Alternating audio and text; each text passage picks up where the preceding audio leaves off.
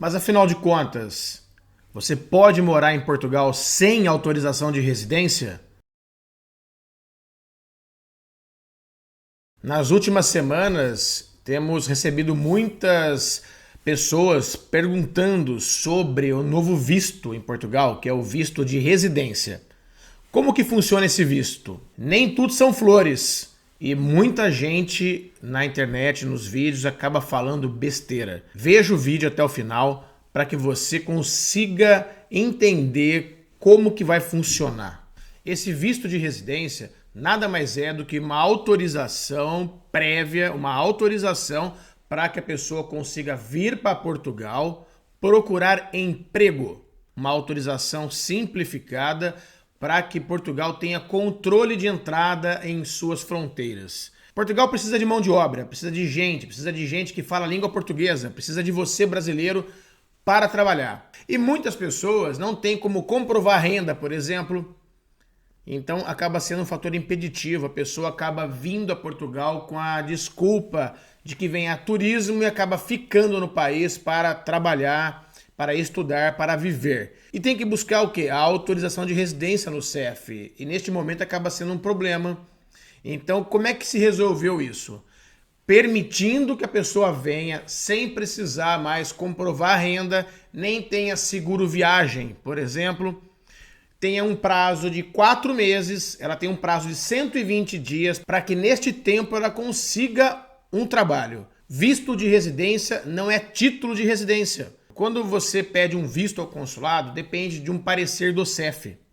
Neste caso do visto de residência, basta uma consulta, basicamente antecedentes criminais do espaço europeu.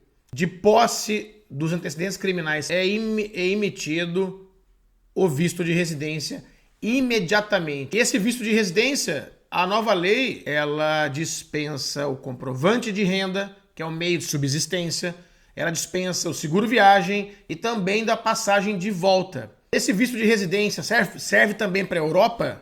Não. Nos últimos anos, os brasileiros vieram para Portugal com a intenção de ficar, de morar, mas como o visto exige certos documentos que a pessoa não tem, como comprovante de renda, por exemplo, e faz com que ela tenha que gastar e pagar seguro viagem, ela acaba vindo a turismo, simplesmente entra no país e acaba ficando muitas vezes ilegal, porque não consegue trabalho e isso dificulta a vida da pessoa e de sua família. Portugal precisa dos brasileiros.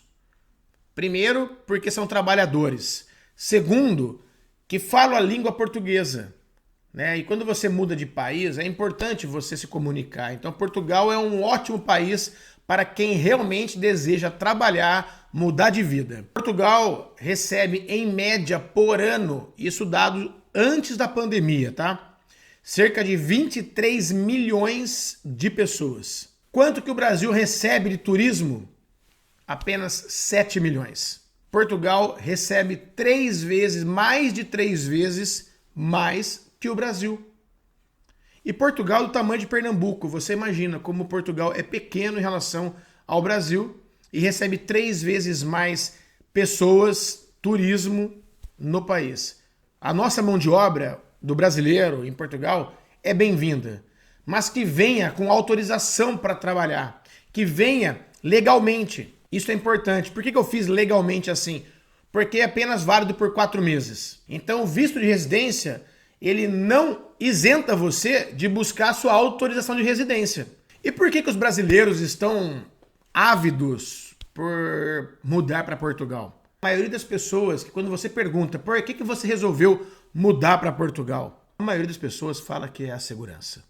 Infelizmente, o Brasil é um país violento, é um país de muita criminalidade e isso faz com que os brasileiros procurem mudar do Brasil em busca de qualidade de vida. E qualidade de vida é você poder sair tranquilamente à rua sem ser assaltado, né?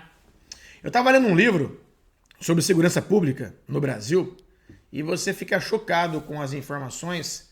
É assustador os números.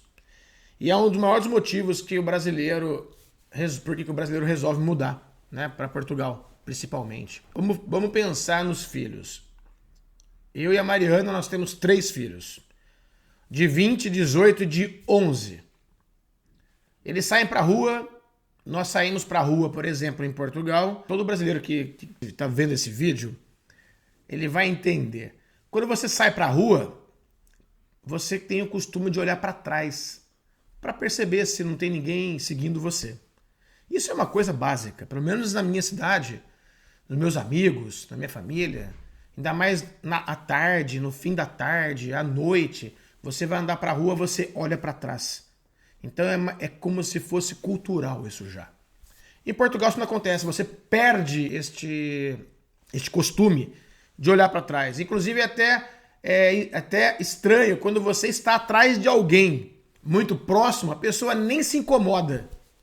No Brasil não pode chegar muito perto, que a pessoa já começa a ficar olhando assim, desconfiada de você.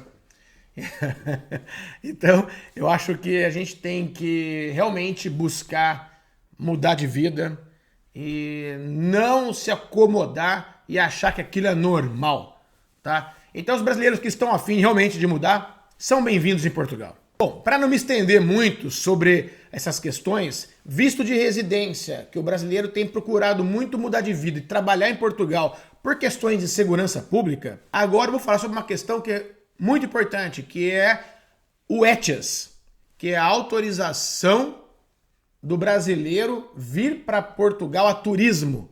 Isso mesmo. Esse visto de residência visa o trabalho. O ETIAS, que vai entrar em vigor o ano que vem, é para o turismo. Mas o que é isso? É o fim do turismo livre. O Parlamento Europeu já vem discutindo isso já desde 2016. E a partir de 2018 foi julgado que fim da entrada a turismo livremente. É o fim do turismo sem autorização. Todo brasileiro vai precisar preencher um formulário online para que nem, por exemplo, o europeu faz para ir para os Estados Unidos. Preenche um formulário online que lhe dá autorização. Depois de enviado este formulário, você paga uma taxa. Se não me engano, o ETIAS vai ser em torno de 7 euros, mais ou menos uns 35 reais. Você vai enviar e, dependendo dos dados que você inserir e das perguntas que você responder, será aprovado ou não. Então, todo brasileiro vai precisar vir a Portugal autorizado, senão nem embarca. Já está em vigor isso? Não. Vai entrar em vigor o ano que vem, 2023. Por que até hoje não entrou em vigor? Por uma questão técnica operacional. Todos os países têm o seu software, têm o seu programa de entrada e saída, de controle, de imigração. Todos os sistemas desses países precisam conversar, precisam se integralizar. E quando estava para entrar em vigor, veio a pandemia, acabou atrasando isso. Por que eu estou falando isso? Porque das duas, uma, ou trabalho ou turismo. Autorização para trabalhar, autorização para viajar. Agora eu vou falar sobre cidadania portuguesa. Nós da DNA fazemos investigação genealógica. Se você não sabe, a maioria dos brasileiros tem na sua árvore genealógica algum europeu. Seja português, seja italiano, seja espanhol ou outros. Nós fazemos a investigação para descobrir se tem algum antepassado na sua família que seja português, italiano, espanhol. Eu proponho que você corra atrás desse direito e que possa passar isso para os seus familiares, para os seus descendentes, bem como os cônjuges também. Recapitulando, visto de residência, você vai precisar de agendamento no CEF depois. Visto de turismo, que é o ETIAS, que é a nova autorização de viagem que vai entrar em vigor o ano que vem. Cidadania portuguesa ou europeia, seja italiana, espanhola, portuguesa. A DNA faz investigação genealógica e descobre se você tem direito e sua família também.